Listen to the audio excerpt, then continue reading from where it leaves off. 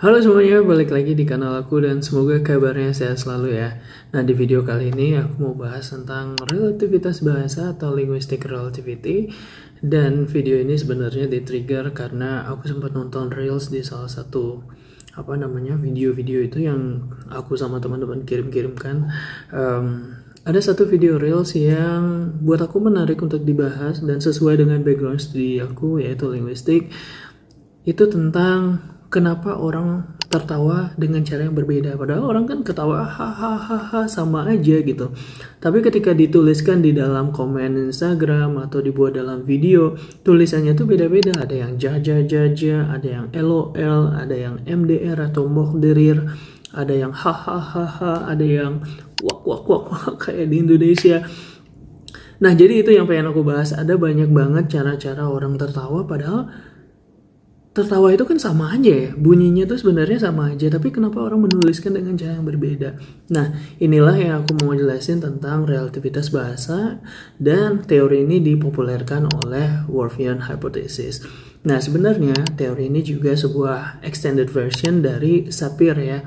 Nah, Sapir ini adalah seorang linguis yang tadinya belajar pada orang antropologis karena mereka melihat bahwa hubungan bahasa dan culture itu sangat erat hubungannya. Kenapa orang menjadi punya banyak kosakata soal padi di Indonesia sementara di Inggris itu hanya rice aja. Nah, itu karena aktivitas di Indonesia banyak yang berhubungan dengan beras gitu. Ada gabah, ada padi, ada budaya di sana yang membuat orang tuh gotong royong dan punya nilai gitu dari setiap aktivitas yang dilakukan. Tapi di Inggris itu tidak melihat hal yang sama, sehingga kosakata dalam bahasa Indonesia soal padi menjadi lebih banyak. Jadi kurang lebih seperti itu terkait dengan relativitas bahasa, bahwa bahasa itu terus berkembang.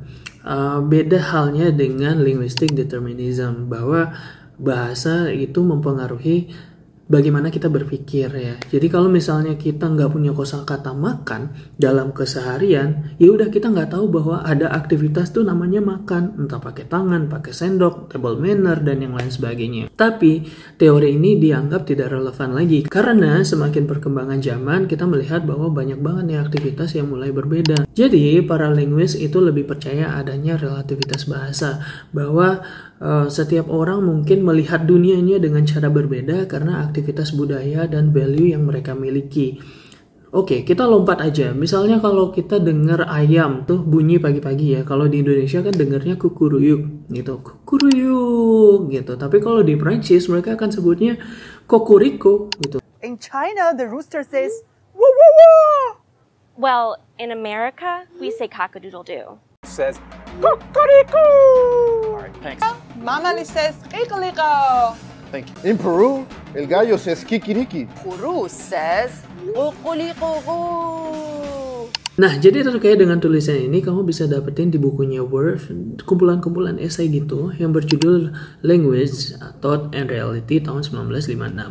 Nah, buku ini menuangkan dua hal tadi, yaitu linguistic determinism dan juga linguistic relativism. Yang akan lebih banyak kita bahas di sini dalam beberapa contohnya, itu adalah linguistic relativism. Akan banyak kosakata-kosakata baru yang menggambarkan bagaimana kita berpikir, bagaimana budaya kita, bagaimana kita melihat dunia gitu ya, dari satu etnis ke etnis yang lain, dari satu race ke race yang lain, ataupun dari satu nation ke nation yang lain gitu ya. Jadi akan selalu ada persimpangan di mana kita melihat sebuah aktivitas yang sama tapi kita menggunakan kata-kata untuk mendeskripsikan itu dengan cara yang berbeda. Nah, misalnya aja ada suku Aboriginal di Australia yaitu namanya Gugu Yimitir. Gugu Yimitir ini melihat tentang spatial orientation gitu, bagaimana mereka tuh nggak lihat kanan kiri tapi mereka lihatnya utara, selatan, timur, barat gitu ya. Jadi dengan fakta ini sebenarnya kita mengetahui bahwa orang-orang di sana tuh ahli juga ya. Arah mata angin tuh mereka familiar banget pakai utara, selatan, timur, barat gitu-gitu. Sementara mungkin ada beberapa negara tuh yang nggak familiar dengan itu, lebih baik pakai maju terus, nanti ke sana belok kanan, belok kiri. Kurang lebih kayak gitu. Misalnya kayak aku juga dulu tuh nggak familiar dengan utara, timur, barat, selatan kayak gitu. Tapi ketika ke Jogja untuk kuliah tuh orang-orang pada nunjuk kayak gitu. Ini ke utara aja mas, Ini habis itu belok ke barat, nanti setelah dari barat itu di sana sebelah kirinya ada ini gitu. Nah, time perception juga gitu ya, tentang bagaimana kita melihat waktu itu juga sangat berbeda di beberapa negara ya. Misalnya di bahasa Inggris kita kan kenal dengan tenses gitu ya, ada tambahan ed di belakangnya untuk menandakan itu sudah lampau gitu. Ada past tense, present tense, ada future tense juga gitu. Ya basically begitulah, walaupun di dalam-dalamnya tuh masih ada lagi. Tapi kita nggak mengenal dengan tenses seperti itu. Kita mengenalnya dengan di waktu yang akan datang, 2 hari lagi, 3 hari lagi. Kita nggak punya tenses seperti ed di dalam bentuk lampau dan yang lain sebagainya. Tapi kita melihat itu dengan cara yang berbeda. 2 minggu lalu, 3 minggu lalu, 2 hari lagi dan yang lain sebagainya. Jadi ada adverbia di situ. Bahasa Inggris juga punya, tapi dia mewajibkan dalam bentuk gramatikalnya ada tenses tadi. Nah, di bahasa Cina, Mandarin juga unik banget nih. Kalian boleh benerin kalau misalnya ada yang orang Cina dan bisa bahasa Mandarin, atau siapapun lah yang bisa bahasa Mandarin itu bisa koreksi di bawah sini ya. Aku dapat baca-baca tuh ternyata kalau Mandarin melihat bulan depan atau bulan lalu itu bukan bulan depan bulan lalu gitu, tapi bulan ke atas dan bulan ke bawah gitu ya. Bulan ke bawah berarti sebelumnya, bulan ke atas adalah next month gitu.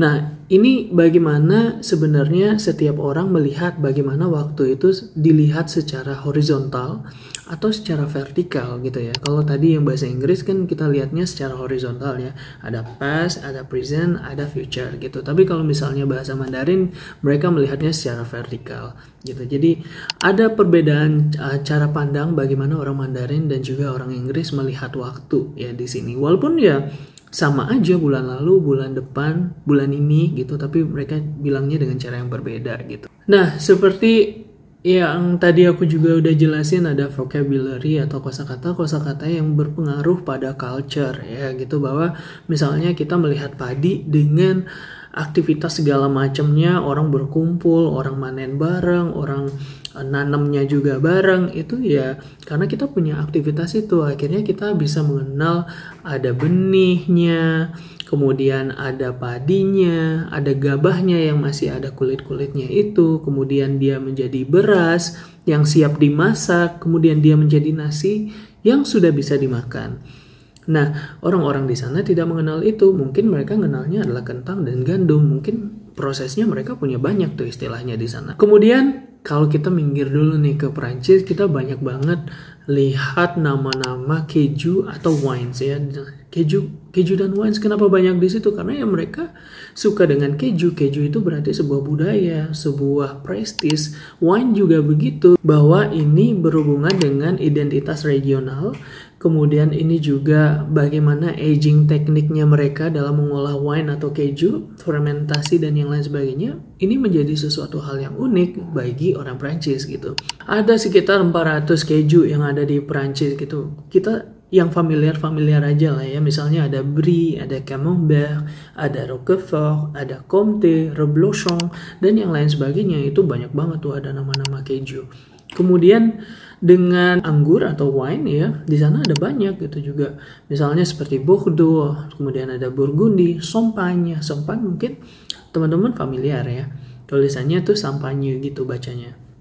Nah, ada Champagne, ada Beaujolais, ada Côte d'Ivoire dan masih banyak lagi.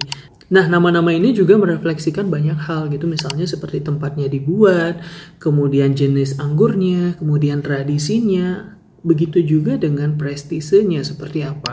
Jadi kalau kamu dengar kata Burgundy, ya udah berarti wine itu dibuat di Burgundy. Terus kalau misalnya Bordeaux dibuat di Bordeaux dan yang lain sebagainya. Kalau lebih seperti itu. Nah, kita minggir lagi ke beberapa tempat lainnya, misalnya seperti Jerman dan Italia. Ya Jerman itu dikenal banyak banget dengan istilah sosis yang mereka punya. Misal seperti bratwurst, currywurst, terus webwurst dan yang lain sebagainya. Aku nggak tahu sih cara bacanya seperti apa, tapi mereka punya banyak banget nama-nama tentang sausage ya. Mungkin ini sama seperti Prancis tadi, ada hal-hal yang sifatnya itu cultural di sana gitu.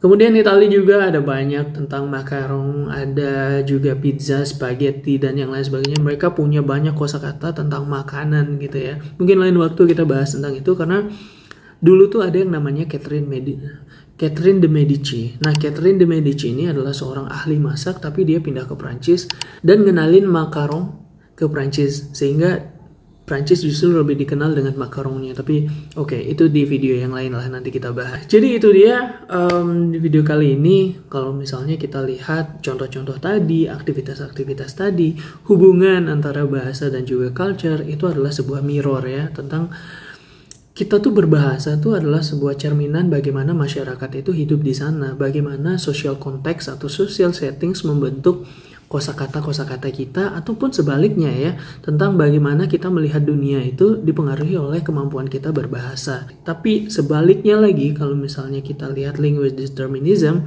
itu benar-benar melakukan limitasi terhadap bagaimana kalian bertutur kata ya. Jadi kalau kalian gak punya istilah tentang sepak bola, kalian tuh gak bakal tahu ada istilah atau aktivitas tentang sepak bola gitu. Bola tuh ditendang, dimainkan, atau jadi permainan basket itu kalian gak tahu karena gak punya kata itu gitu. Jadi semakin kaya kosakata, semakin banyak aktivitas yang bisa kalian cerminkan atau kenalkan kepada dunia gitu ya. Tapi ini juga bukan berarti bahasa itu adalah sebuah kompetisi, ada yang kaya, ada yang enggak gitu. Tapi memang aktivitas yang mereka miliki itu berbeda-beda. Jadi kenapa orang lebih banyak kenal kata wine? Ya karena aktivitas mereka lebih banyak seperti itu. Parfum, kemudian brand-brand dan yang lain sebagainya itu ya karena mereka punya aktivitas itu. Sehingga itu membuat mereka terlihat lebih kaya dalam hal kosakata fashion gitu misalnya. Jadi itu aja sih yang pengen aku ceritain di video kali ini. Makasih banget udah nonton videonya. Voila, sampai jumpa di video berikutnya.